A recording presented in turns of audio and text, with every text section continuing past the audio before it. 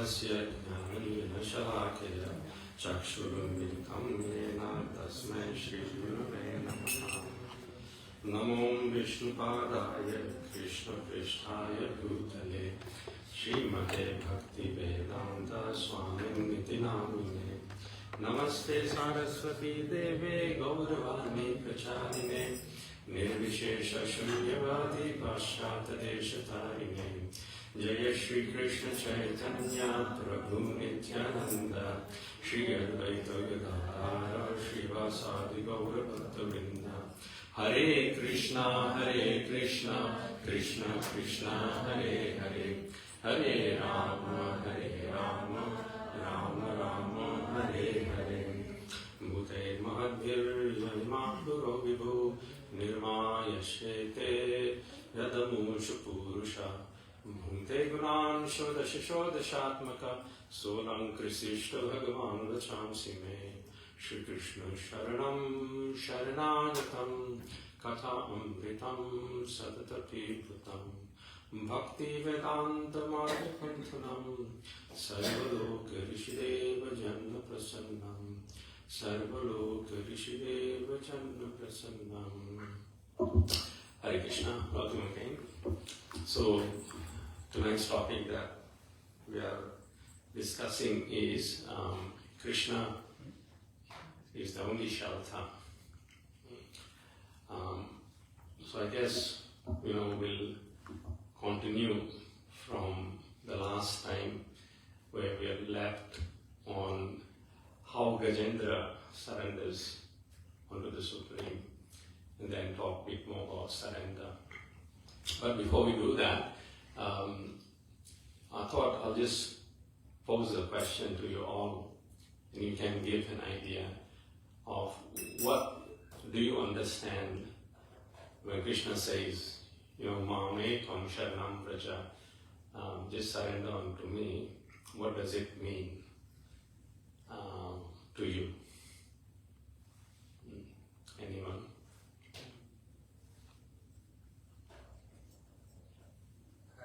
Have full trust in Krishna. Whatever is happening. Yeah, have full trust in Krishna. That's good. We must be devoted to Krishna also. Being devoted to Krishna. What does being devoted to Krishna? Because we have to follow the steps of what Krishna is following the steps, and he gave an idea to the human beings how to follow the steps. Yes. What we want. Yes. So what Krishna, it's not uncomplicated, or it's not complicated. We make it complicated. Prabhupada, I was reading this afternoon class by Prabhupada, where Prabhupada explains surrender. He says surrender means just do what Krishna is saying. So Prabhupada quotes a verse. Krishna says, Man mana bhava mad bhakto. That always from your mind think of me. Mad bhakto, become my devotee. Madhyaji, offer worship to me. Namaskuru, bow down to me. And Mame Vaishyasi Yuktoivam. And if you are in this way engaged in serving me, in thinking about me, becoming my devotee, and worshipping me, and paying obeisances to me, Mame Vaishyasi Yuktoivam, Atmanam Matprayanam, and then surely you will come to me. Surely you will come to me. And Prabhupada says it in a very, very grave, thundering voice. So, in simple words, that is surrender. And Chaitanya Mahaprabhu most practically gives, the practical way to surrender. In the introductory song of Bhaktivinoda Thakur, Sharanagati basically means surrender. There he explains that there are 6 ways to surrender.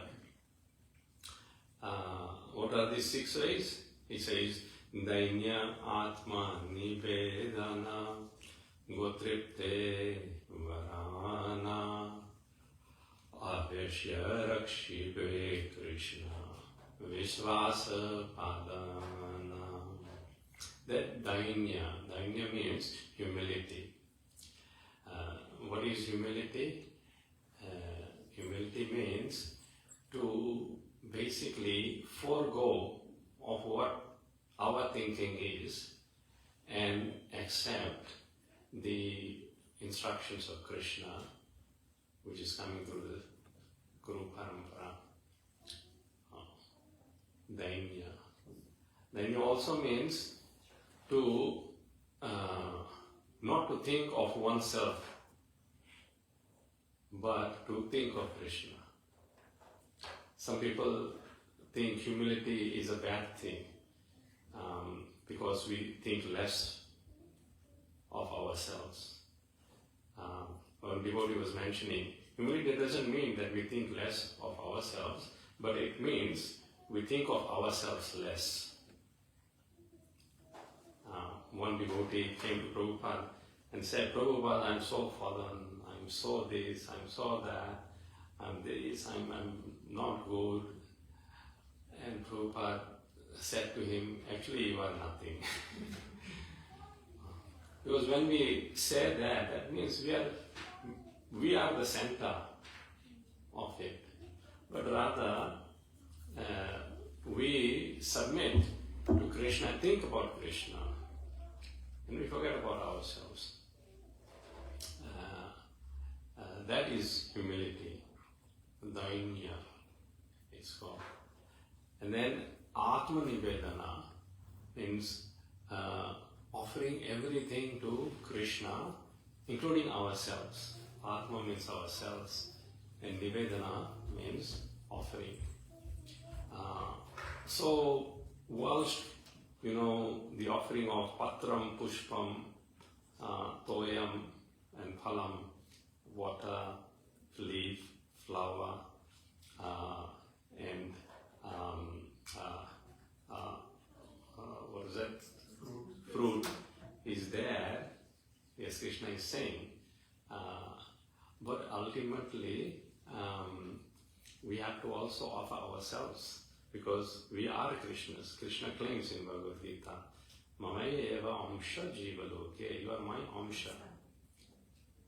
And if Krishna has already claimed that, then we have to go. And there is no loss. People are afraid of losing their independence. But actually, one who surrenders to Krishna becomes dependent on Krishna, becomes the most independent person, because he becomes free from the bondage of material work. This Atma Nivedana. Once my Guru Maharaj was explaining, many people were coming to Dwarka to have audience of Krishna, and one was asking, oh Krishna, I need some wealth for my daughter's marriage. So Krishna was saying, yes, okay, take some wealth. Some people was asking for land for agriculture, yes, take the land. Some people are asking, for some cows. Yes, Krishna is giving charity. And one person comes and asks, oh Dwarkadhish, I want your pure devotional service. And Krishna says, okay, you stand on the side. So Narad Muni was there, and Narad Muni said, Krishna, you're giving everyone everything they're asking, but this person is your unallied devotee, and you are asking him to wait. So Krishna says, yes, I have to make sure that he is sincere, he is dedicated, and he really means what he says. Because once one becomes my pure devotee, then I have to serve him. Prabhupada at one place mentions, we don't want to be God, we want to be bigger than God. Why? Because he said that when we become pure devotees of the Lord, then the Lord himself serves the pure devotees. That's what the Lord's interest is, to serve the pure devotees. Of course, we don't want to take any service from the Lord. The devotee does not at all want to take anything from the Lord. But the Lord at the same time wants to do everything for the devotee. again, just hearing, over the few days that once Rupa Goswami desired that I cook some good eatables and feed Sanatana Goswami, offer, bhoga, and then feed the prasadam to Sanatana Goswami. But of course, Rupa Goswami was a mendicant. He was living a very humble life, not in luxury. So hardly anything was there to cook. So one young girl came and she, brought all the materials for cooking. And she also, assisted. So when Rupa Goswami invited Sanatana Goswami, then Sanatana Goswami said, how did you manage all this? Sanatana Goswami knew how that he didn't have that much facility. So Rupa Goswami said, one young girl came and she brought all these things, she assisted me. And then Sanatana Goswami said, you know who that young girl was? That young girl is Srimati Radharani. And you are taking service from her? A devotee of Krishna should take never service from anyone, let alone Krishna or Srimati Radharani. So you should not desire these things, because the Lord and Srimati Radharani will fulfill the desires. So he chastised mildly Rupa Goswami.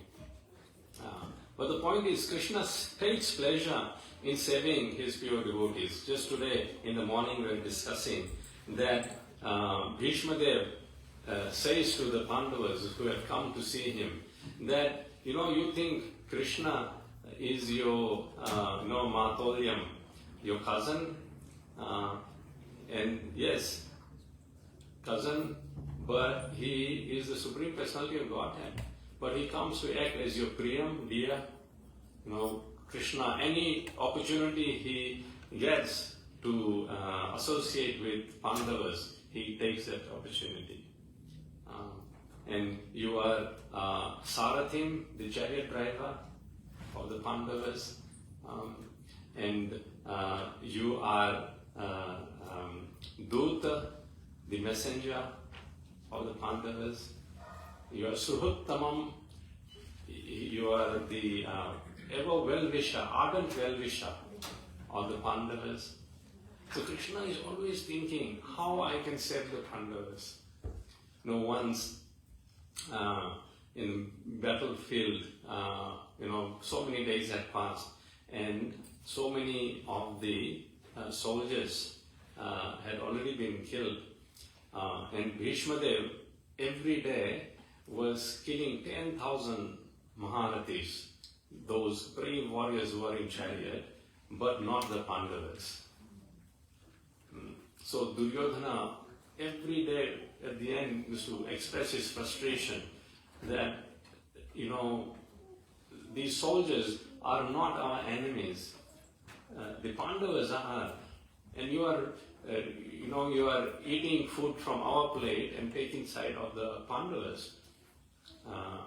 So Bhishma Dev being a Kshatriya, he could not tolerate that insult. So, but Bhishma Dev knew that one who is protected by Krishna cannot be harmed. I can't harm them. But Bhishma Dev is also a devotee of Krishna, so he just wanted to see the pastime of Krishna, that how will Krishna save the Pandavas if I take a vow to kill the Pandavas? That is the only reason Bhishma Dev took the vow, and also to pacify Duryodhana a bit. So he took out 5 arrows, and with those 5 arrows, he invested all his lifelong austerity. And said, tomorrow in the battlefield with these 5 arrows, I'll kill those 5 Pandavas. Duryodhana became very, very happy. Oh, that's very good, grandfather Bhishma. But he said, you know what? You give those 5 arrows to me. I'll look after those 5 arrows. And in the morning, I'll give it back to you. So Bhishmadev just gave it away. And in the Pandava camp, Krishna is just walking from one end of the tent to another. Because Krishna is Antaryami, he is the indwelling super soul within everyone, and he knows everything. So he went and started waking up the Pandavas. And he said, wake up, wake up. Grandfather Bhishma has taken this vow that tomorrow you all will be dead. So the Pandavas are saying to Krishna, why did we choose you? So, you are with us, so why we should worry? Yes, it's Krishna's worry. Being surrendered to the Lord means we become Shanta and we become worry-free. You know, there is a great saint in Gujarat who appeared about 500 years ago. His name is Narasimha Mehta. And he had darshan of Krishna, it is said, 92 times. And his son's marriage was arranged in to a king's daughter. Now, he wasn't that wealthy. All day he used to just do Krishna bhajan. And whatever people would come, give him charity or not give, he would survive just like that. So, the king's Purohita, priest, the king had sent that you go to this village. This village is very pious, so that place is known as Junagadh. So if you go, to Gujarat and do pilgrimage, Junagadh is regarded as one of the places of pilgrims. And there, this Saint Narasimha Mehta, had migrated. And so this priest goes to each and every household to look for a suitable groom for the king's daughter. But he could not find any house. So he went to the village head. And village head was envious of Narasimha Mehta. So village head did not tell about Narasimha Mehta and his son, Shamala. But then someone else told that, look, village head is envious of this boy and his father, Narasimha Mehta. But if you go there, you will like the boy. He's a suitable boy. So the priest came to this house and he asked Narasimha Mehta that I want to interview your son as a prospective groom for the king's daughter. He said, yeah, whatever Krishna desires, that can happen. So he started asking him questions. And these questions were not material questions. Oh, what are you earning? What are your future financial plans? How much wealth you have? No questions like that. All the questions were based around wisdom and more so spiritual wisdom. And he answered all the questions with flying colors because he was a devotee. And the priest became very happy. So this is the idea of the marriage as well. That when one wants to get married, Prabhupada mentions also, yes, the suitable match is a devotee match. That if boy is a devotee and a girl is a devotee, then that marriage will be very, very successful. Why? Because they will always put Krishna in the center. And when Krishna is in the center, then there is no room for quarrels, arguments, tension, dissension, and so forth. The problem comes when we put aside Krishna and we become the center. My godbrother Devkinandan was explaining that in Singapore, many, many years ago, one young boy started coming to the program. And when he started getting acquainted with the devotees, so they asked him, what are your interests, and so we can engage you. So he said, actually, yes, I'm interested a bit, but But the main reason I've come here is because I want to get married. And I thought, if the girl is spiritual, then it'd be nice. And same time, another girl also started coming. And she also thought that the boy from here will be nice. And somehow the other, they connected. But once they connected, they got married, they stopped coming. And eventually, they found out that within 1 year, they also got separated as well. So, Narasimha Mehta and the priest just exchanged, the coconut and some jewelry and fixed. And he said, I'll go to the king, and the king will send the date of the marriage, when the marriage will happen. But before the priest could reach there, the village head's messenger reached there and said, your priest came and he has arranged for your daughter's marriage in the worst house possible. He just came and ate everywhere else and arranged your daughter's marriage in a pauper's home.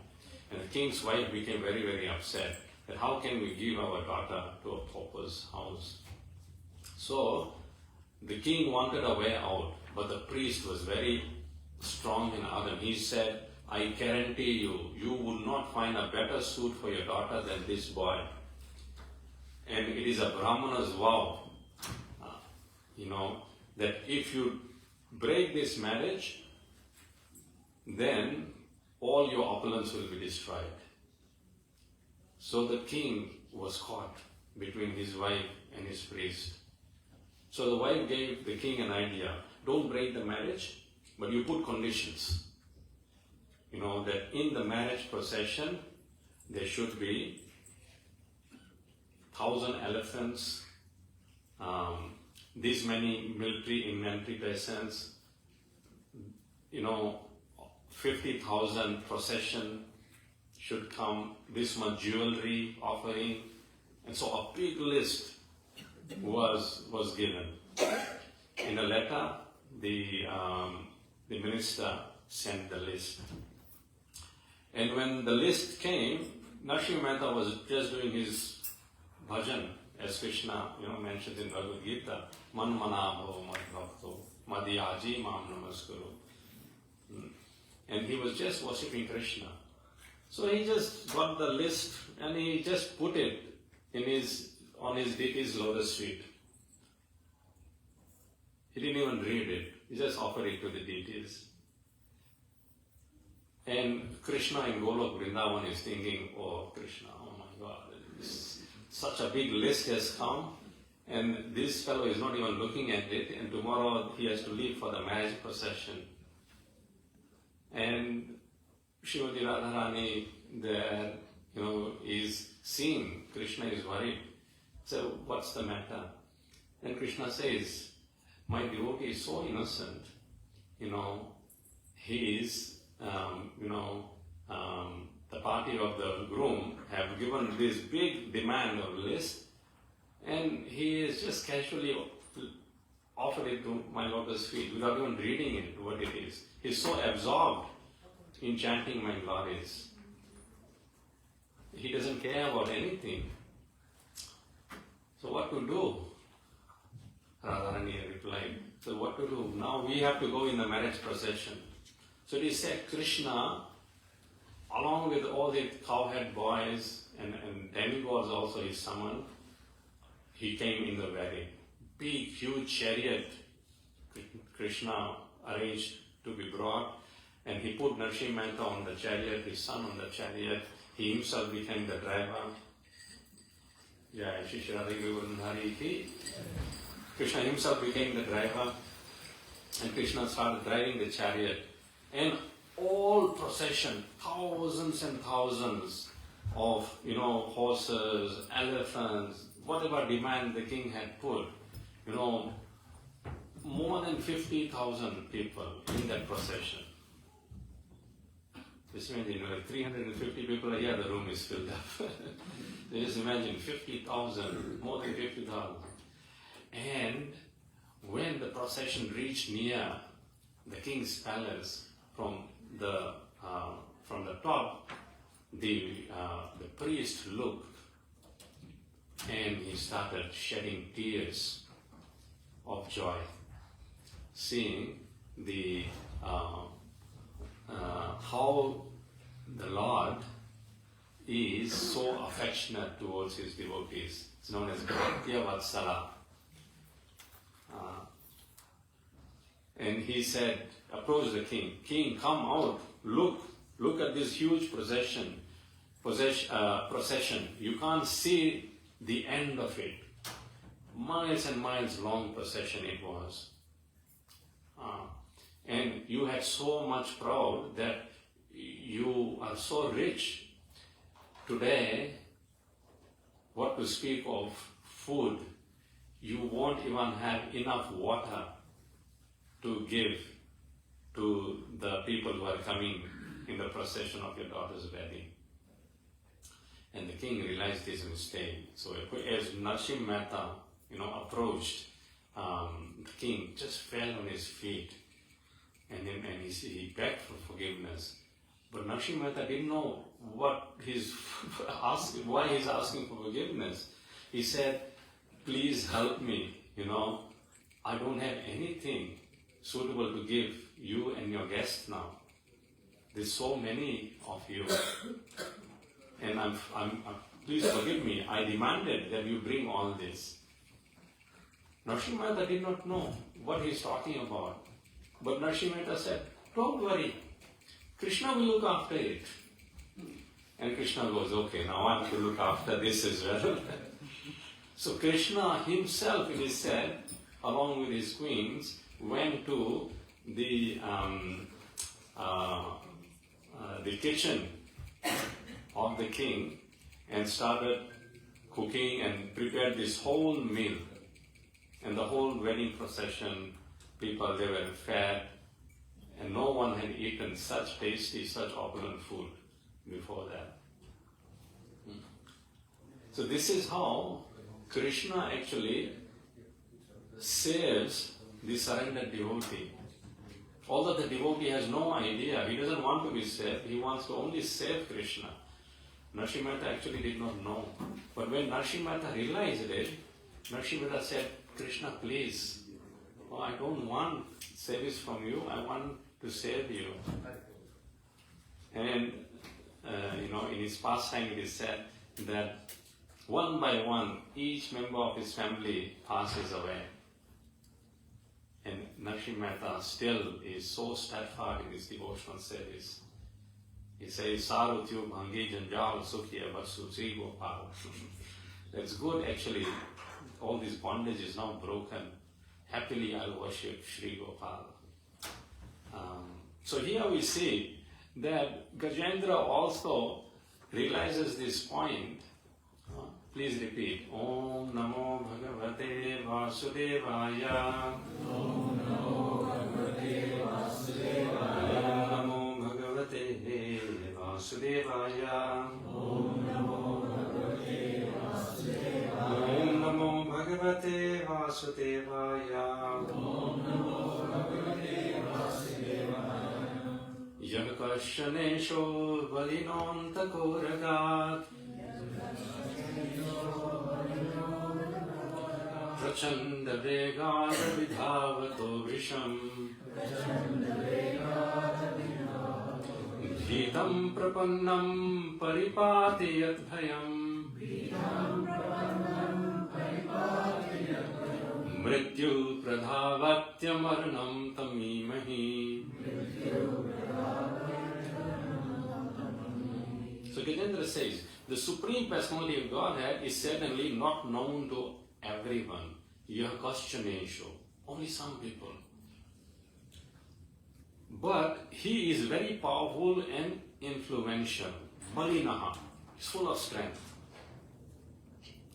Therefore, although the serpent of eternal time, Antakoragat, Pachandavegat, which is very fearful in force and endlessly chases everyone, ready to swallow him. So how the serpent, the python, can just swallow a person. So eternal time in form of death is just waiting to swallow us. We all already are in the jaws of serpent of time. Viraja says this, that evam griheshu saktanam, we all are so attached to our own household and household members. Evam griheshu saktanam pravattanam yadihaya. And we are so insane about it that we are not cognizant of the fact that avijñātaha, that imperceptibly kalaha paramadustara, that eternal time is just ready to devour us. As they say, sure as death. So, prachanda vega means its force is very powerful. Abhidhavato hi brusham, and it is chasing us every moment, every second. Bhitam prapannam paripati yadbhayam. So one who is bhitam, one who is fearful, he should prapannam. Prapannam means surrender. Surrender to Krishna. Why? Because paripati yadbhayam, from the fear, Krishna will paripati. Paripati means protect. Mrityu pradhavatya aranam tamimahi. So he says, therefore I surrender unto him, the great and powerful supreme authority, who is the actual shelter of everyone. Who is the actual shelter of everyone. My Guru Maharaj used to sing one very nice verse. Please repeat. Shri Krishna Sharanam Samasta Jagatam Krishnam Vina Kagati. He says, Shri Krishna Sharanam, the shelter of Lord Krishna, Samasta Jagatam, all the world is under his shelter. Krishnam Vina Kagatihi. Without Krishna, what would be our destination? Because he is supplying everything, oxygen, food, water, sunlight, moonlight. 3 seconds we stop breathing and we see how much control we have. He is a Parameshwara. And therefore, Krishnam Vina Kagatihi. Without Krishna, we have no gati. Gati means our destination is completely uncertain. Krishnena pratihanyate kalimalam Krishnaya tasmai namaha. Krishnena pratihanyate kalimalam. This deitiness of Kali Yuga, the Iron Age of Coral, Krishna actually takes all that mala away. Just we chant Hare Krishna, Krishna Krishna, Hare Hare, Hare Rama, Rama Rama, Hare Hare. This mantra is so powerful. It is said by Lord Brahma to Narad Muni that it is Saddasakam Nam Kali Kalamashanashanam, that all the mala of Kali, this mantra will completely destroy. Therefore, Prabhupada introduced the chanting of this mantra not out of his own whim, but no, this mantra comes in this scripture called Kali Santaran Upanishad, one of the 108 Upanishads, which specially tells the remedy to counteract the ill effect and the death of Kali Yuga. It says, it is Sad Dashakam. Sad means 6, Dashakam means 10. So this mantra has 16 words. 10 plus 6 is 16. And what is its effect? Kali Kalamashana Ashanam. Nashanam means destroyed. And Kali means the Kali Yuga, Mala means death.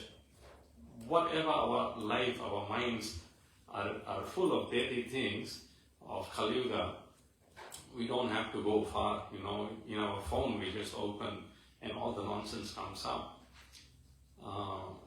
But simply by continuously chanting this mantra, Hare Krishna, Krishna Krishna, Hare Hare, Hare Rama, Rama Rama, it destroys it. And it says, Nataha Paratarapaya, Sarva Vedesu Drashyati. After having looked into all the scriptures, there isn't a better solution than this.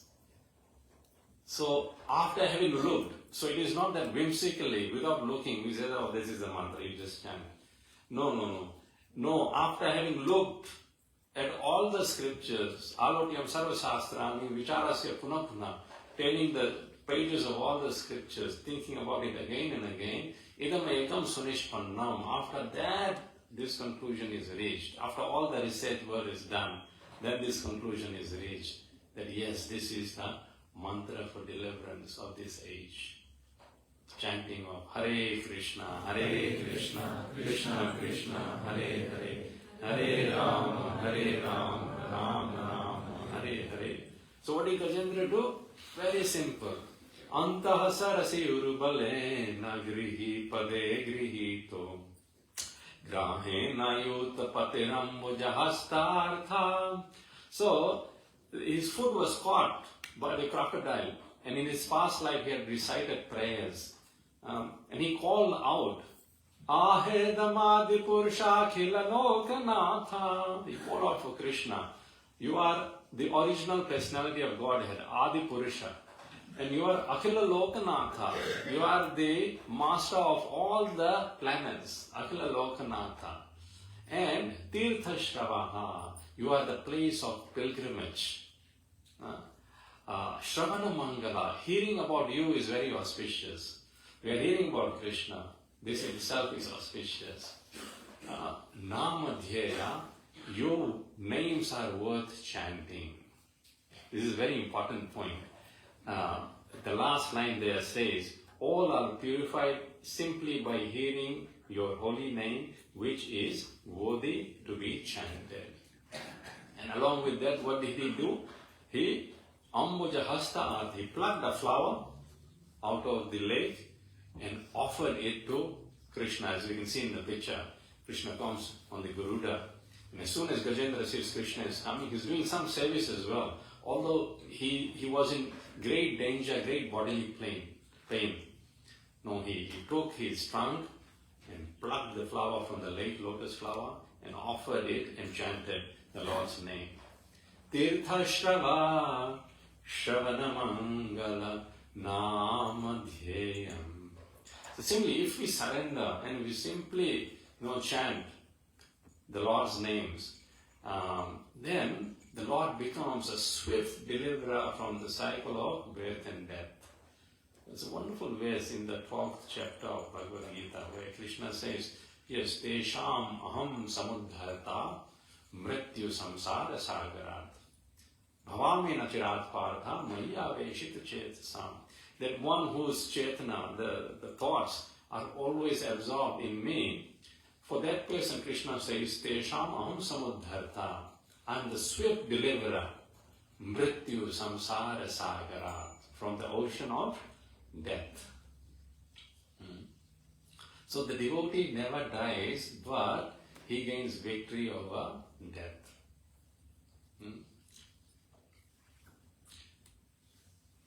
So similarly, in Srimad Bhagavatam, a nice prayer by Devhuti is there, who is mother of Lord Kapila, one of Krishna's incarnation. It's a wonderful verse. Let's sing this verse and try to meditate on it. Tam tva gataham sharanam sharanyam swabhritya samsara taro kutharam. So she says, Tam tva gataham. I have now approached you. I have now taken shelter of you, Sharanam Sharanyam. Sharanyam is because your lotus feet is worthy to be taken shelter of. Wonderful words. Sharanam Sharanyam. As we sang before, Shri Krishna Sharanam Samasta Jagatam.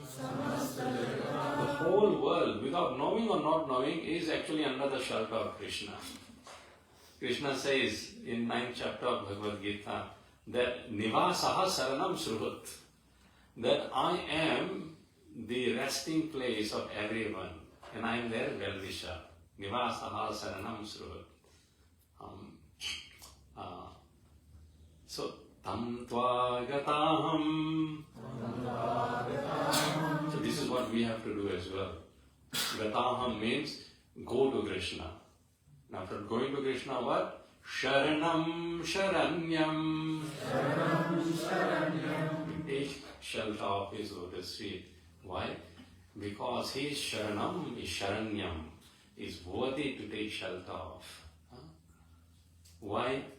Because Swabhritya Samsara Taro Kutharam. So for his own servant, Swabhritya means his own servant. For him, Samsara Taraho, the tree of material existence. So Prabhupada describes, Krishna himself describes in Bhagavad Gita that at the moment we are entangled in this tree of material existence. Now what is this tree of material existence? Krishna describes in Bhagavad Gita 15th chapter, first 5 verses. So there Krishna describes that, go forward, more, that's it. So we look at this picture. In the first edition of Bhagavad Gita, this picture used to be there. They should put it back. No, it was, forward. That's it. One back, So Krishna describes, so we won't have time to go much into the detail, but whatever time we have, so we see on the top Krishna is there in the spiritual world, and so the material world, which is the lower portion, is the reflection of the spiritual world. And how does that reflection happen?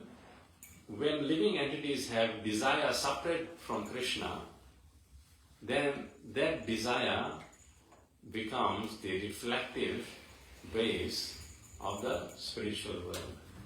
Jai Shri Radha Ki. So, in short, we are in this lower region. And in this lower region, everything is illusion. For example, mango on the banks of a river is there, but you don't look at the up on the tree, but you look at the water, you see the reflection of mango, you take the mango to be real, you jump in the river, but you can't get the mango. So similarly, in this world we think, yes, we can be happy, but actually it is a phantasmic warrior. You can try on and on and on and on and on, but happiness will definitely elude you. Why? Because it is just a reflection. It is not a real thing. So this tree, through the analogy of the tree, Krishna is explaining is that this samsara, material world, taraho means tree. That tree needs to be cut. And Krishna is the axe kutharam. Kutharam means axe. So with the axe, Krishna, when we surrender to Krishna, then Krishna cuts off that tree. Sharanam kutharam. We'll go back to.